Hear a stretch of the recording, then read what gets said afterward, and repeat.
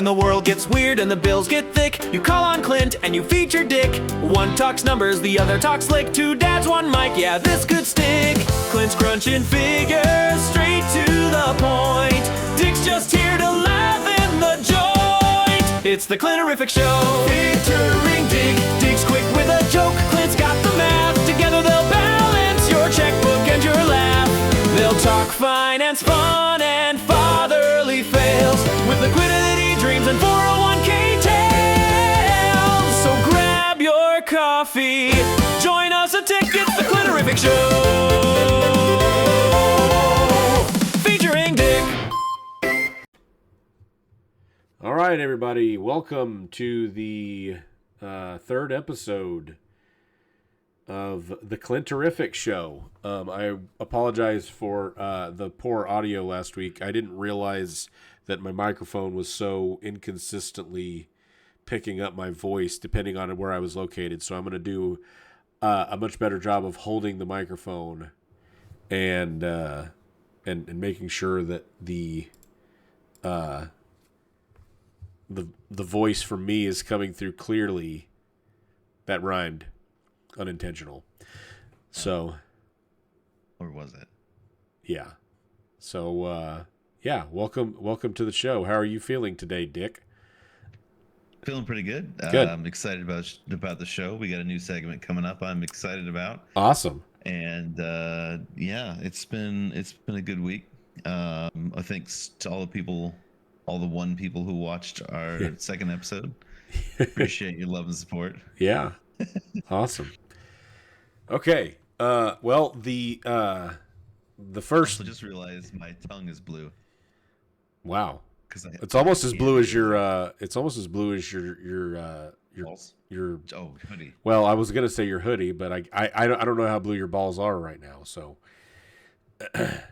So point of interest number one.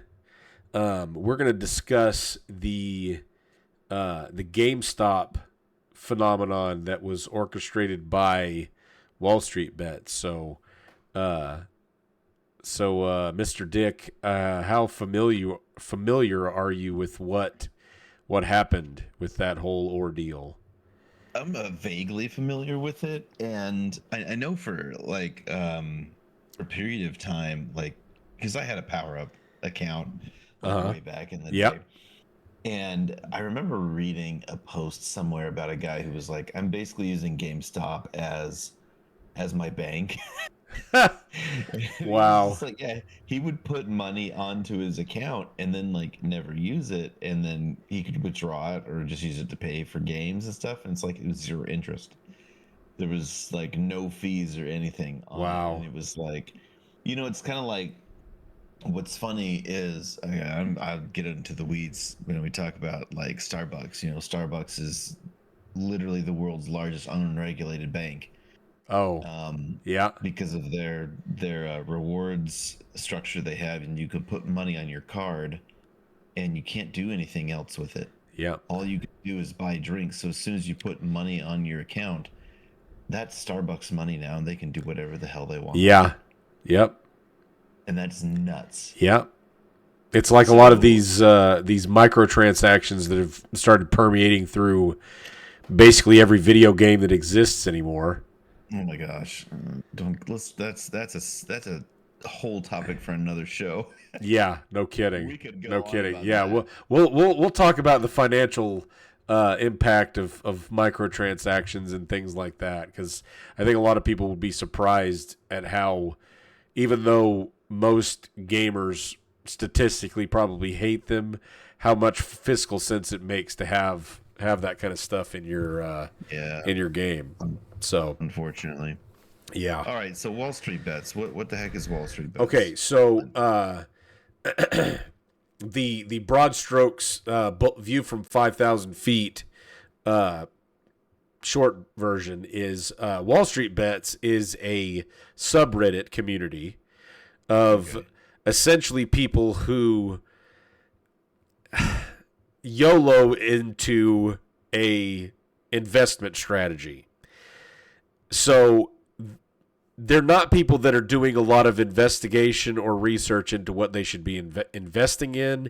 They're just, hey, you know what? I've decided I'm going to do this, and I'm going to YOLO all of my money into it, and maybe I win, maybe I lose. And most of the time, the posts in there just show somebody going from $200,000 in their account to $7 in their account. And yeah, there's some real big losers as far as how much money they've lost in these things, but there are some winners, and GameStop led to a huge amount of winners. So, to give a little bit of context, do you know what a short sale is, or shorting a stock is? Is that where you sell something or sell a stock for less than you paid for it? So, kind of, but no. So a short sale, you're thinking about it in the right terms, but it's actually reversed. So a short sale is you're betting that a stock will go down. So you're selling the stock at a certain price and hoping to fill that order at a better price. Wait, so selling when it's high and then buying it again when it's low? Exactly. So if I had a GameStop stock that was worth, the market is showing that stock is $10 per share, and obviously these numbers are completely made up, but let's say that it was $10 per share, and I have seen enough evidence to support that stock is actually going to go down to $7 per share. I will sell it at 10 at a short sale, and then in the future I have to buy that stock at whatever the market price is. So I don't know if you can figure out where the issue comes in. If the price goes up, I still have to fill that order because I've sold it for $10. So at some point, I have to buy the stock to actually fill the sale order. So if the price goes up to $15, then I've lost the $5 gap between what I sold it for before I actually acquired it and what I had to pay when I acquired it. You have to pay an extra $5 to buy it back. If it goes up. If it goes down, you make money. If it goes up, you lose. And the problem is these things called a short squeeze happens. So if there's enough people... Short squeeze. Yeah, so if a short squeeze happens, what happens is there's enough interest in the market that believes that the sale or that the stock is going to tank in price. So what they do is say, okay, well, I have an actual GameStop stock. I paid $10 for it, and I know that these people have to pay to fill their short sales. So I'm just not going to sell it to them. So that creates demand for the stock, making the price go up. Right, making the price go up. Well, there's no cap on how much the price can go up. Yeah. So now you can see where the problem starts coming in. If enough people own it, then it could go through the roof, and all the people who shorted it have to fill their contracts. Okay, can you explain a little more like what this whole contract thing is with the short sale and how that works? Because I feel like I'm missing some information on that. Like you claim or declare you're going to make a short sale? Okay, so how does that work? So when you are buying or selling a stock, a traditional purchase or sale agreement is, let's say that you had some GameStop stock. So you have 10 shares that you want to sell, and you have them and you're selling them for $10 a piece. Okay, so a traditional purchase would be, I give you $100 for your 10 shares at $10 a piece. Okay. So you give me the stocks. I've paid you $100. The transaction is complete. That's what a standard or normal transaction looks like from a stock purchase agreement. Or like any other purchase agreement. Okay. Exactly. Now, there's two positions that you can take that complicate it a little bit. So there's a short position or a long position. So short position means that you think the price is going down. Long position means that you think the price is going up. Okay. So from a short sale perspective, what you're doing is you're gambling, essentially, that the price of the stock is going to go down. So you're going to be able to fill that contract that you started, which is a short contract. I'm telling you that I'm going to sell you 10 shares at $10. I don't have the shares yet. I have to acquire them. So I'm going to wait to acquire them because I believe that those are going to go down. But if they go up, I still have to meet the contract that I made with you to sell 10 shares with you at that price. Does that make sense? Okay. So, all right. So let's put this in some terms that I can like use an analogy, simile, as if you will, so that I can understand this, and so that perhaps our audience can also understand this very clearly. So, yep. What it sounds to me like is, if you are performing a short sale, you're kind of being a middleman. Yes. Is that accurate? Yes. You're putting yourself in the position of selling a stock, even though you don't have it yet. So let's say I have a store and I sell Pokemon cards. And I put on, my advertisement that I'm selling Pokemon cards for, $5 a pack. Yep. Right. Yep. And you come in and you tell me, hey, I want to buy 10 packs.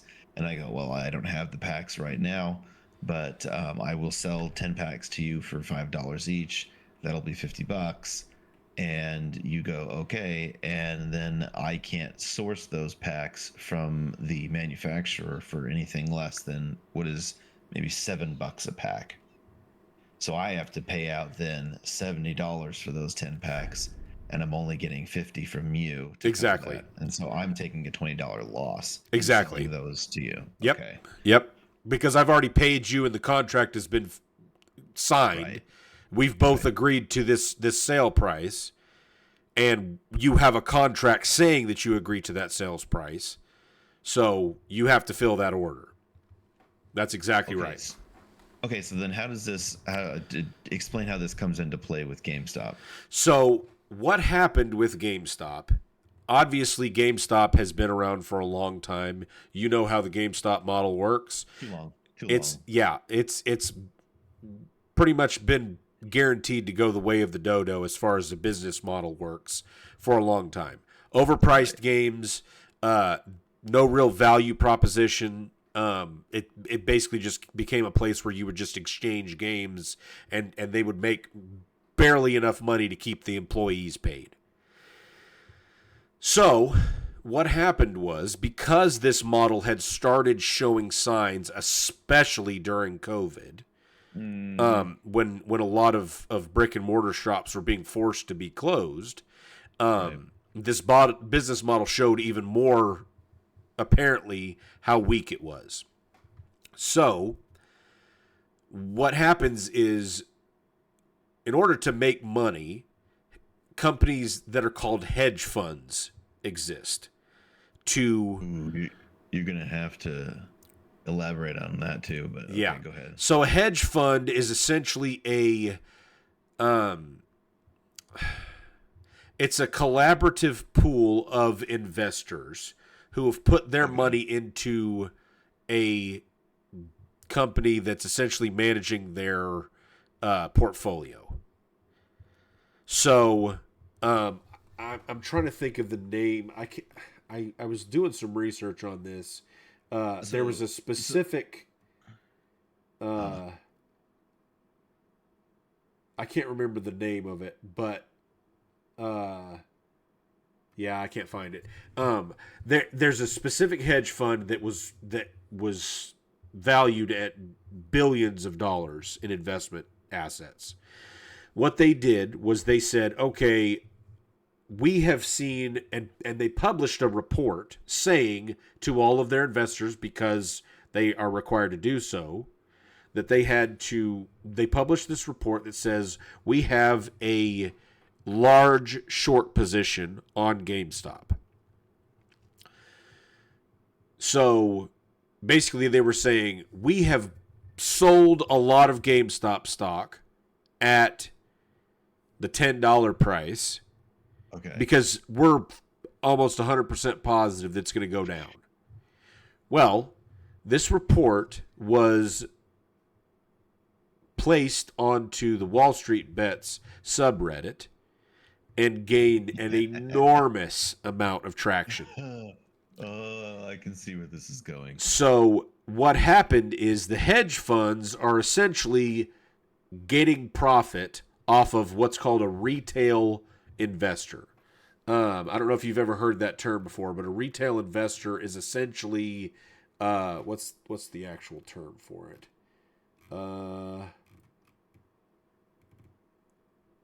Sorry, retail trader.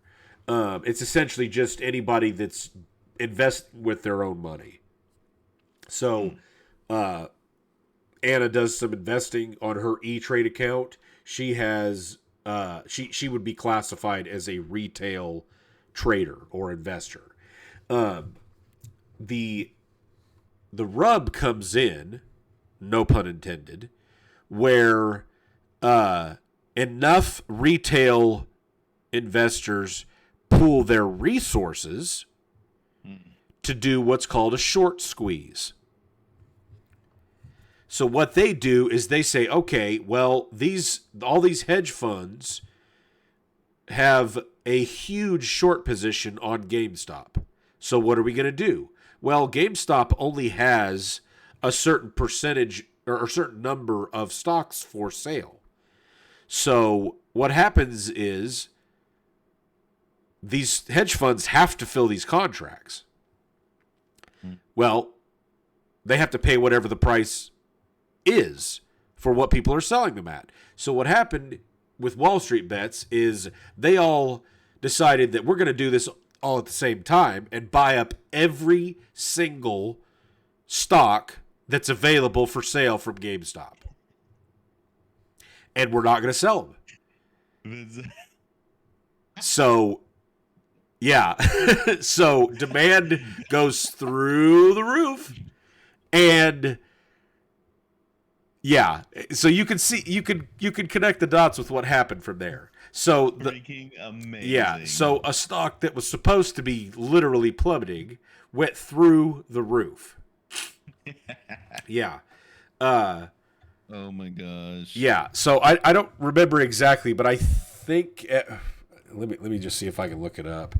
Oh, that's so funny. Now I want to look this up too. Game. Okay, so I can't silence let me pull. WallStreetBets. Okay, let me pull up the last 5 years because that's where it topped out. Okay, so I believe this was around. Maybe it was longer than that. Yeah, it was longer than that. Okay. So up to 2020, which is where all the short positions started being put into place. So this is the price of the stock literally in July of 2020. It's $1.09 per stock. $1.09. The previous maximum that it had reached was in 2007 at about $14.50 per share. That was the maximum it reached when it was at its peak. I know you remember going to the midnight launches of things like Halo and all these new games that were coming out, and you would go wait in line for all night to get the game and all that stuff. So that was at its top. And as of July in 2020, it was $1.04. So 1/15 approximately of its original price. Okay. Okay. So that's August of 2020. Now, all of these short positions start getting announced at the end of Q3 in 2020, which is when all those reports start getting put on WallStreetBet. Mm-hmm. So WallStreetBet starts saying, okay, well, we can make a lot of money off of this. So they start buying up all the stocks. And by June, so in the next 8 months, the price is now let's see, where did it top out? $58.34. So these people bought the shares at $1, maybe $10, and it had the potential, if they bought it at $1, to 58x their return on investment. Amazing. Yeah. So amazing. Yeah. That's And it happened with GameStop, and I believe it actually happened with AMC as well, because all of the movie theaters were closed. Oh, yeah. Because of COVID. Nobody could go into the movie theaters. So something very similar with that happened on that side as well. Let me see if I can find AMC, because I'm fairly positive that was one of the ones that did it. And if I set it to max, yep, exactly the same thing. So yeah, the one with AMC was actually a little bit delayed, but what happened was it worked so well with GameStop that WallStreetBets just did the same thing with AMC. So in April of 2021, you could have gotten AMC at $44.25. And in literally 2 months, it was $238.50. So, yeah, significant return on investments. And there were people that were just, these people on WallStreetBets that were making mountains of money because what they did was they used the power of Reddit and the internet to pool their resources and all basically stick it to these hedge funds, which I love this, by the way. I think it is the most amazing thing. Yeah. Yep. And the reality is this is what's been happening with the hedge funds, just on the other way around. Right. Since hedge funds have existed. Right. So they played them at their own game. Exactly. But they finally had the resources to be able to do it, because ultimately what it was is the knowledge. Right. Absolutely. Yeah. And timing too, because if that knowledge had come too late, they wouldn't have been able to get in when they did and buy so many shares. Exactly. To force that. Yep. Squeeze. And the thing that's interesting about this, I don't know if you are familiar with the Dogecoin debacle, is the only word I can really think of. But there was a guy that they called him the Dogecoin millionaire. So he took out he refinanced his house and liquidated his 401k and a bunch of other stuff and put all of it into Dogecoin.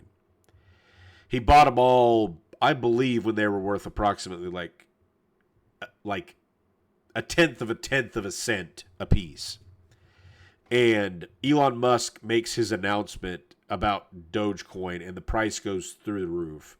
And I think, I don't remember exactly what it got up to. I think it was like a nickel or maybe a dime a piece at one point, and then it kind of lowered it because people started selling a little bit, and then it went up to, I think it was 70 cents at its peak. Well, this guy has, and I think there was a handful of people that did the GameStop and AMC stock issue or deals as well, They call it diamond hands.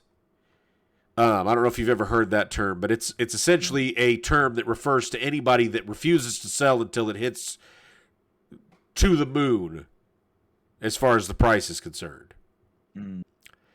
So anyway, long story short, he held it until the price tanked, and I think it's still worth a little bit of money, but it isn't anywhere close. Like, he was worth, I think it was $2.6 million on paper, and the price tanked, and I think it's worth like $100,000 now. Yikes. Yeah. Which is one of those things. It's like, okay, I understand you want to, have diamond hands, make sure that you don't sell it too soon. But from an investing perspective, you got to make sure you take some profits, because he could have sold $200,000 worth of that Dogecoin and still had over, or at least close to, $2 million worth of Dogecoin when it was at its peak. And he could have paid off that's an enormous amount of money. Yeah, absolutely. And think about, you could reinvest that somewhere else and diversify what you're investing Exactly. in. Yep. Yeah. So it's just one of those things, I thought that was kind of an interesting little tidbit, and I figured you probably hadn't heard a ton about the WallStreetBets events of 2020 and 2021, where these hedge funds got just reamed. I mean, just reamed for so much money, because they had to fill all these short sales. And oh my gosh, that's hilarious. Oh my goodness. Yeah. I was looking at just like a brief overview. It said one of the hedge funds lost over 50% of their assets. Yeah.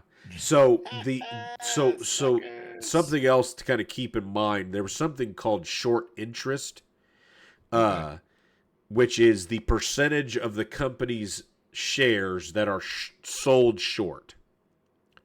So if there's 100 shares of GameStop, and there's a short interest on it, then there's a large amount of people that are shorting those 100 shares, because that's all that exists. Well, GameStop at the time that this all happened had over 100% short interest, which means that essentially what had happened is people had created more contracts to sell stocks than existed in the market. So, let's say that they had created contracts to sell 200 or 300 shares, but there was only 100 shares that actually existed. Yeah. Yeah. Boy, greed is gonna greed. They were really like, hey, let's really screw this up. Yeah. And stick it to the hedge funds. Exactly. Seems like to me. But the other problem that happened was Robinhood, which is one of the larger investing websites and applications. Mm-hmm. It actually got in some hot water, because it started restricting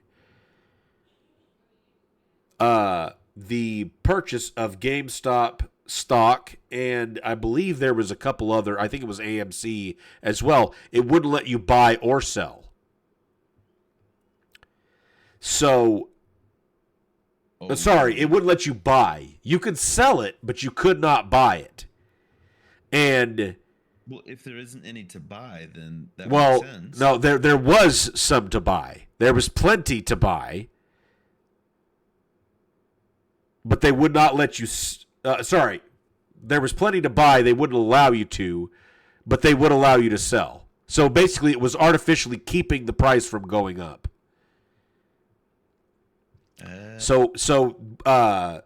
Basically, it tanked the price when the price could have gone way higher than it did. Is that legal? That's not legal, is it? So there was I believe this is what I've read. Now I don't know for sure, but this is what I've seen. So the hedge funds were accused of manipulating through media narratives, saying that GameStop was a dying business model. Reddit users were accused of coordinated manipulation. Well, that's which is what it was. But the thing is basically what was happening is the hedge funds were just mad because they weren't doing it alone anymore. That's really all there is to it. Yeah. Rules for me, but not for thee. Exactly. So there was really no major charges either direction. Right. Nobody got sued or anything like that. I believe Robinhood got into some hot water because of some of the stuff they were doing, and I think they lost a lot of their trader base because of it. Mm-hmm. But other than that, it was just a kind of a slap on the wrist thing. So it's so wild. Yeah. And here's this GameStop is still wasting away into oblivion. Yeah. When was the last time you went to a GameStop? I've actually been to a game exchange fairly recently. So I'm sorry. A what? A game exchange? Have you never heard of those?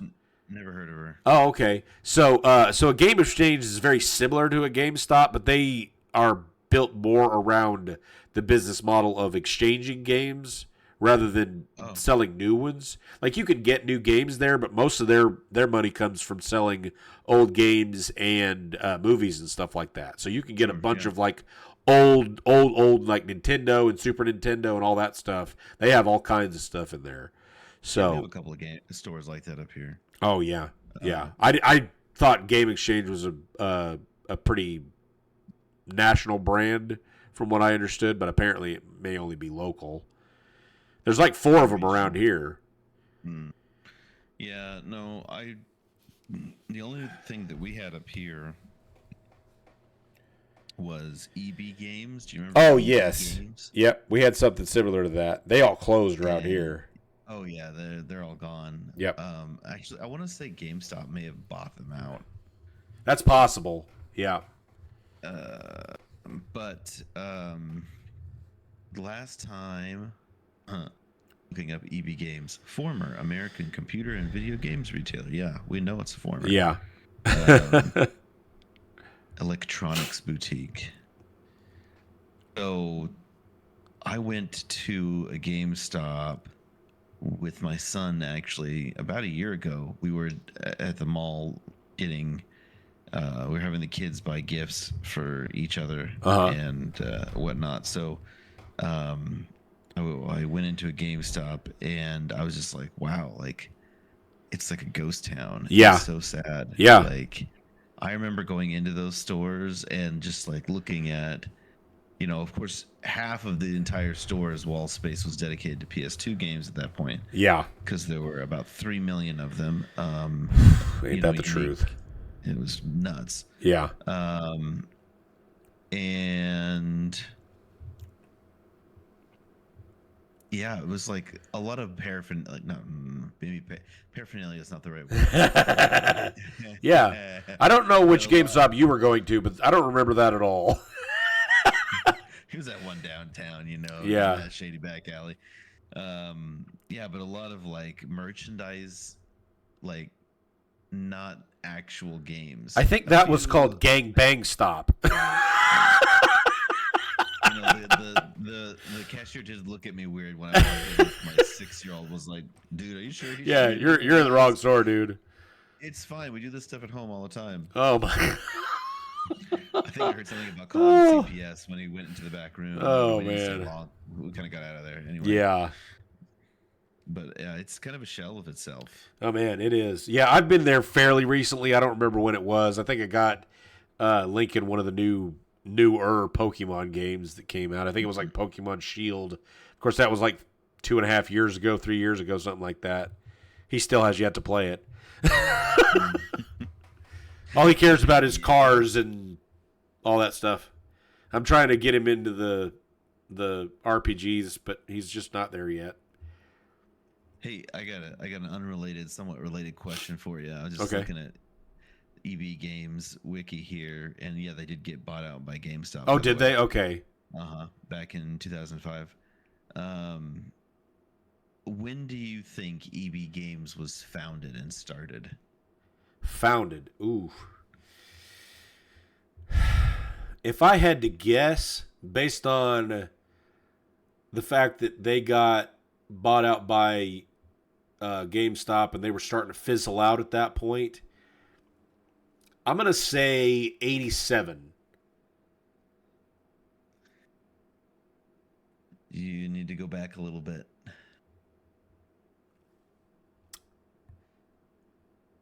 Okay, let me ask a question. Did they start selling things that were not video games? Let's see. Okay. Yes. They did. Yes. Yes. Originally, they sold calculators and digital watches. Really? Okay. Calculators and digital watches. Okay, I'm going to go 72. Oof.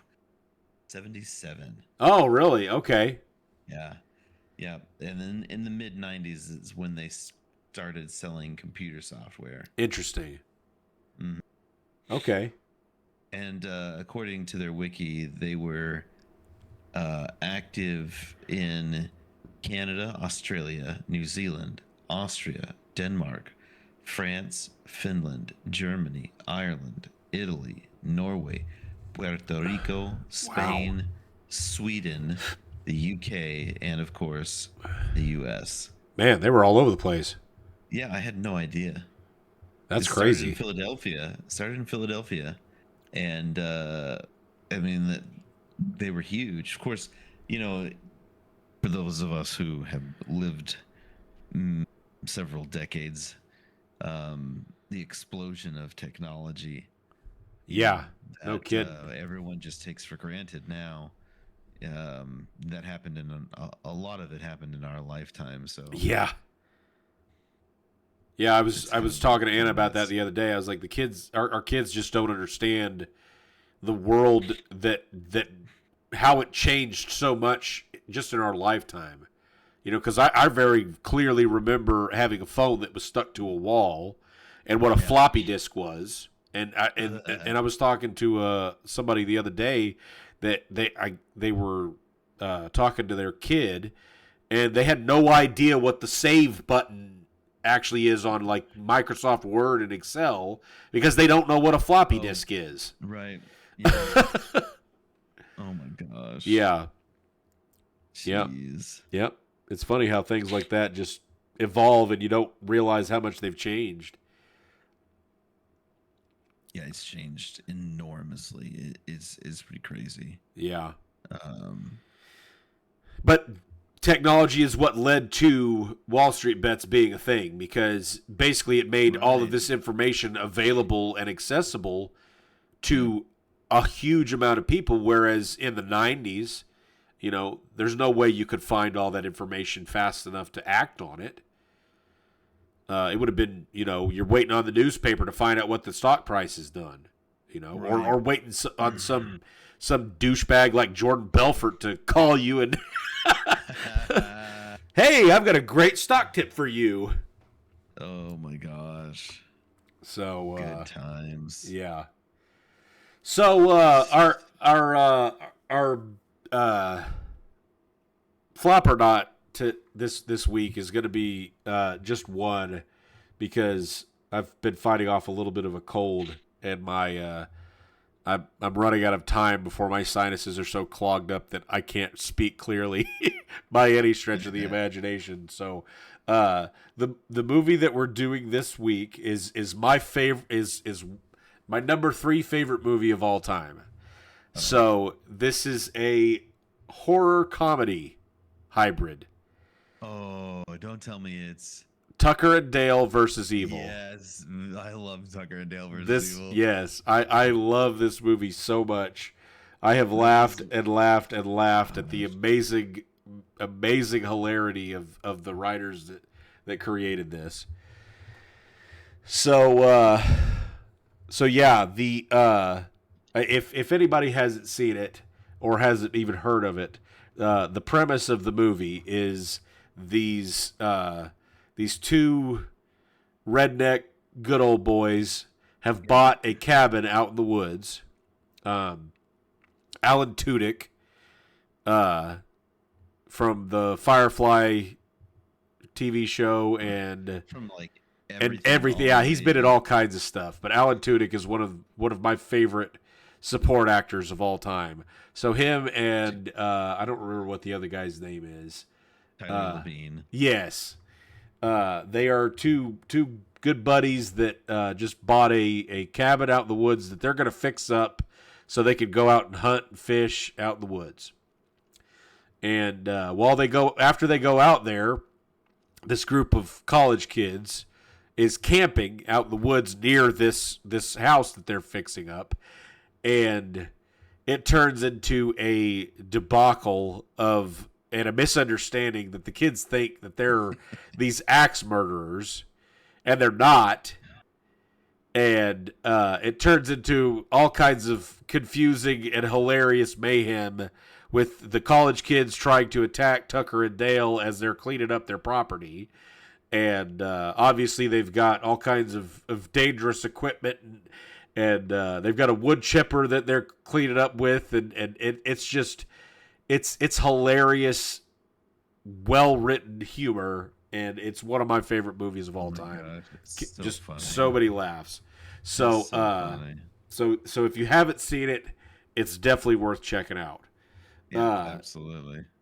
So this movie had a $5 million budget.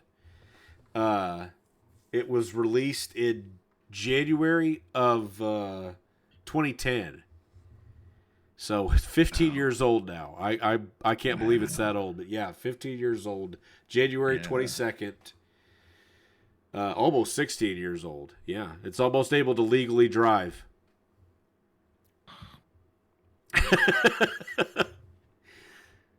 Yeah, so budget of $5 million. So what do you think, Dick? Is it a flop or not?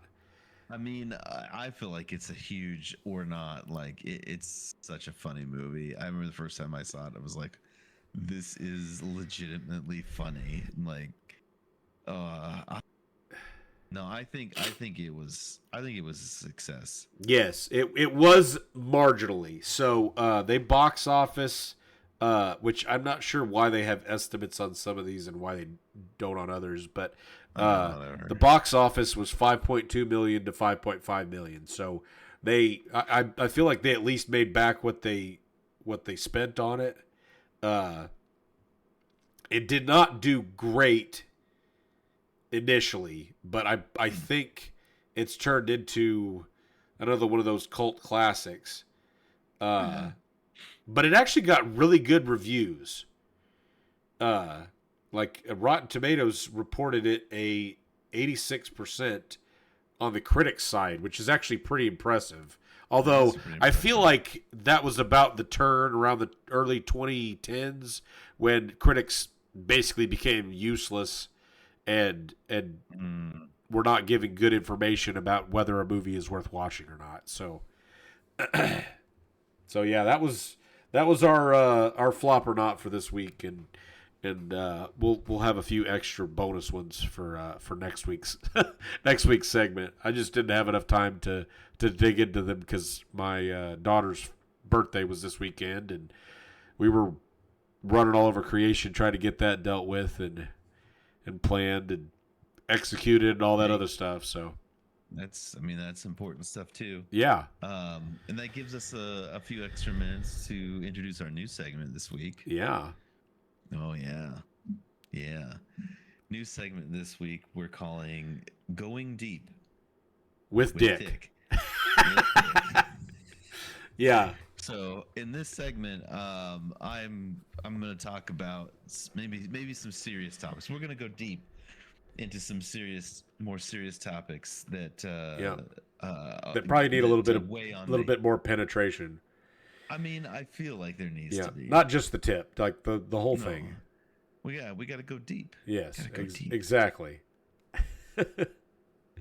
So this week I just kind of wanted to briefly kind of introduce the new segment and talk a little bit about one of the things that is very important to me. So during going deep with Dick, I look to address, or at least um, talk about, excuse me, talk about issues that affect, you know, predominantly probably men. I know both Clint and I here are men, right?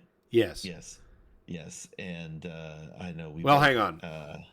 Yes. Okay, good. She let you have him back for the podcast. Yes. Great. I'm Yeah.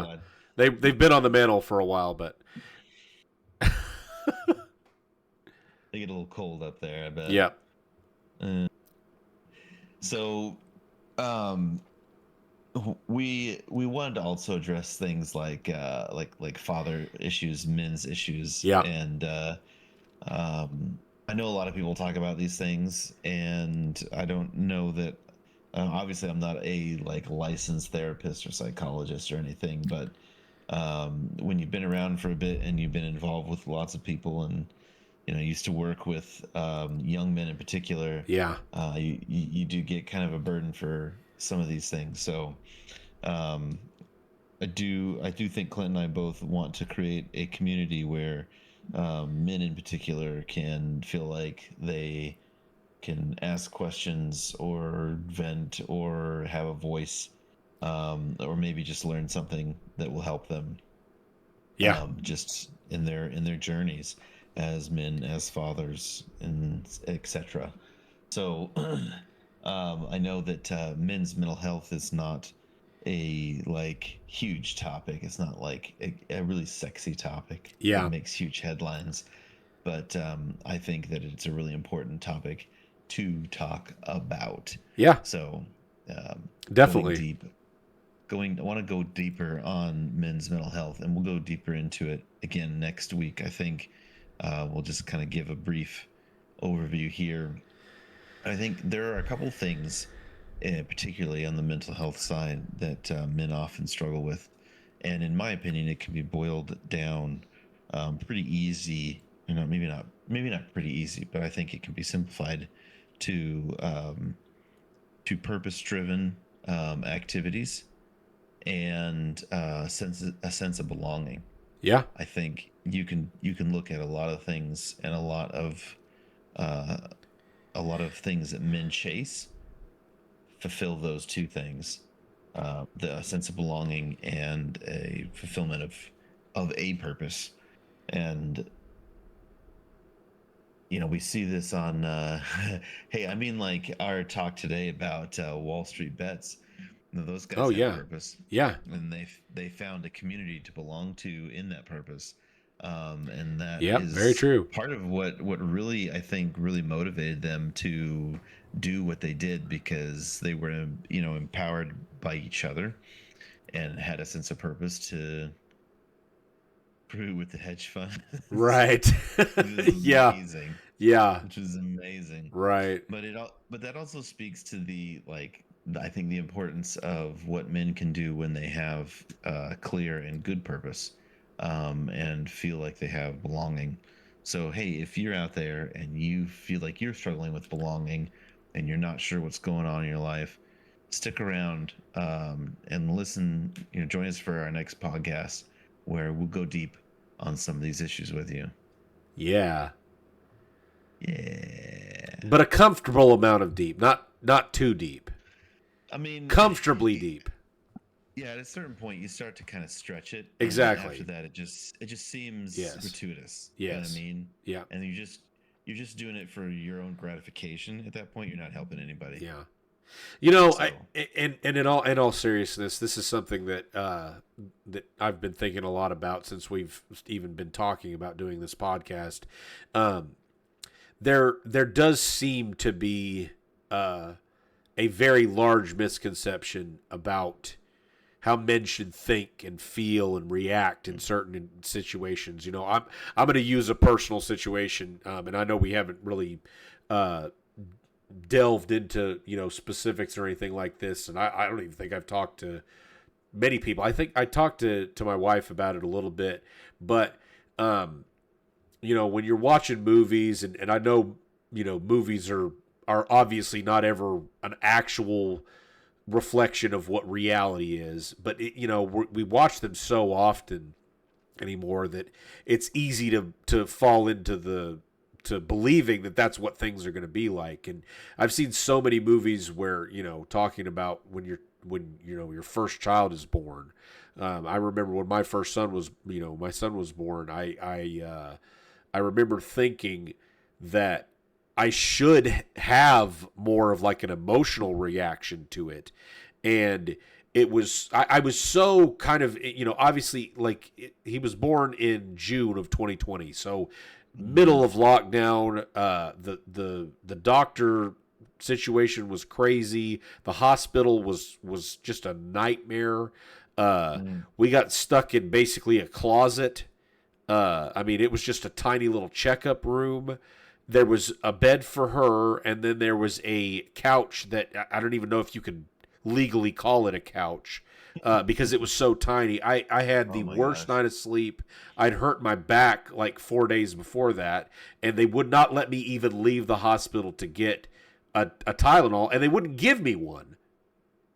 So, they didn't care, which, obviously I was there to help, Anna. I'm not going to compare what I went through to the miracle of childbirth, but I also am not going to say that I wasn't hurting a little bit. And it, like, all I needed was an Advil, give me something to take a little bit of the edge off of my back. And they didn't care at all. And so that was, that was kind of an eye-opening experience. But on top of that, as I'm, holding my son for the first time, and we get him home, and I'm dealing with the challenges of being a first-time father. The difficult part for me is I almost felt like there was something wrong with me because I didn't have that immediate, this is my son and I will go to war and die, and do whatever I can to protect this child. And I'm sure you know what I'm talking about when you see these movies where you see the father hold their firstborn the first time, and the reaction that they have, and maybe I'm unique in that, but there was it didn't feel how I thought it would feel, if that makes sense. And so I just kind of, to an extent, thought there was something wrong with me. Now, I did some reading and research and things like that, and figured out that it wasn't just, it's not that something's wrong with me. And I love both of my children so much. I would go die for them if it meant that I could protect them and all of that stuff. But it was just one of those things where I was expecting, mentally to be in a completely different headspace. And I can't, I loved my son and my daughter, when, the same thing when she was born, but there was just a completely different mentality that I perceived I was going to have based on how people talk about it. Right. And I just wasn't there. So, I totally get this,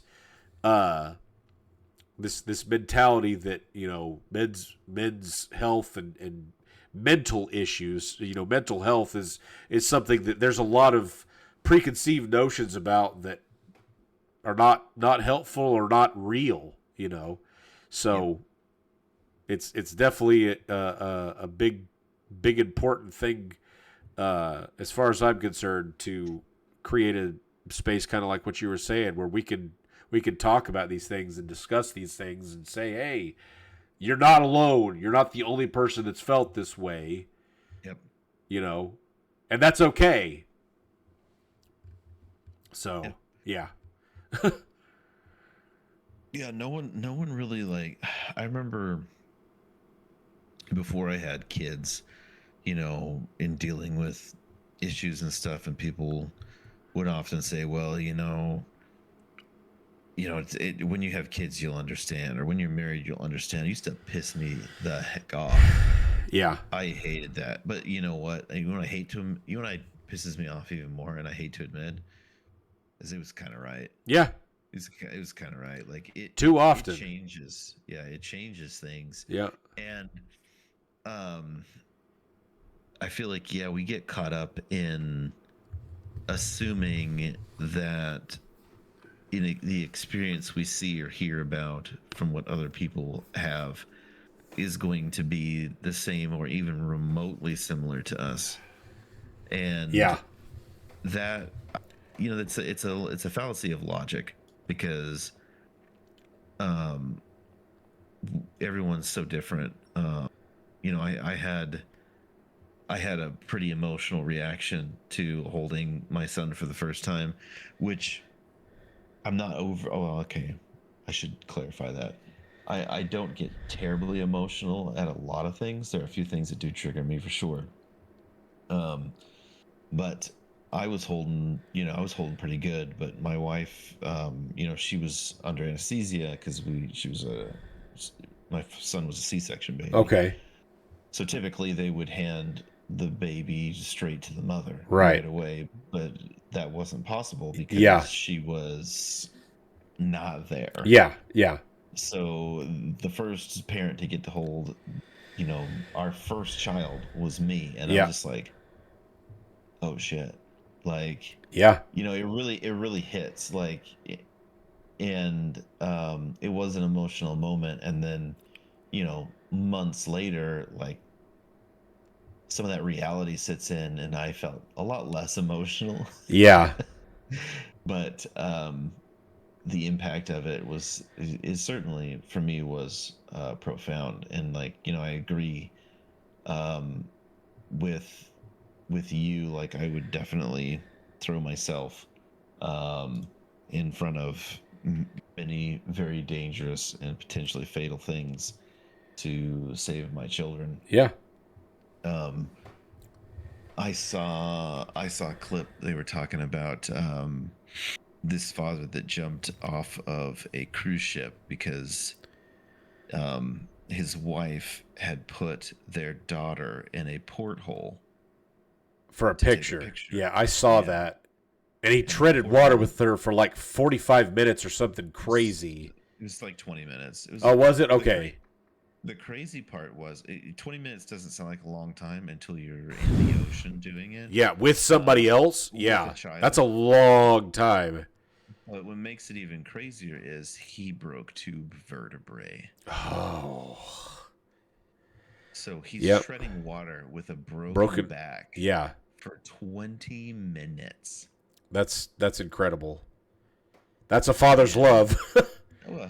Yeah, and it just, it kind of highlights, like, one of the things that I think is important for us as men to embrace is our ability to achieve and do great feats when it is called of us. And I think that's downplayed a lot. I mean, we used to see that a lot in especially like things like historical war and like action epics, where the men are called on and they do these amazing feats of martial strength. Yeah. But like, it's not always during war. It's not always during a fight.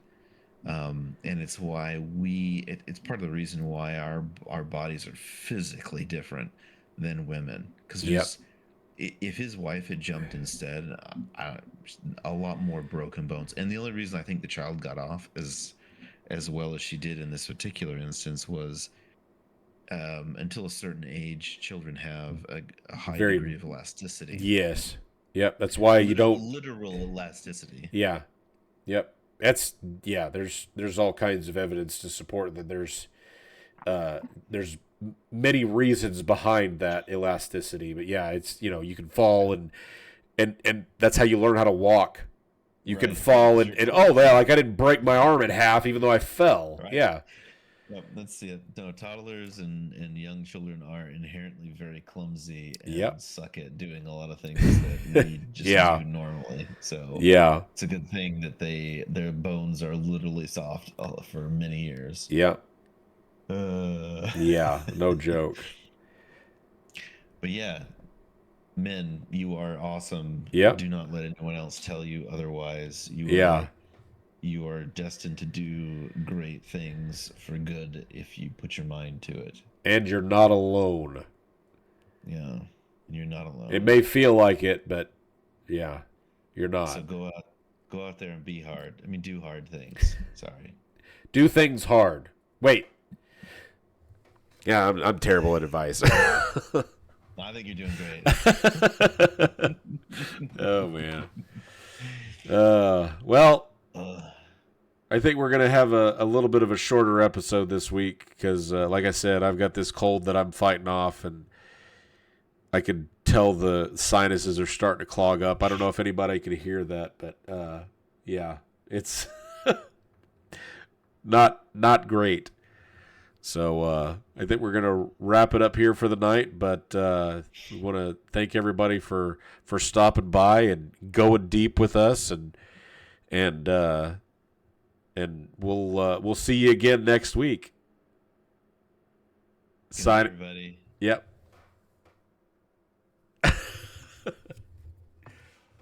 Tell me when I can move.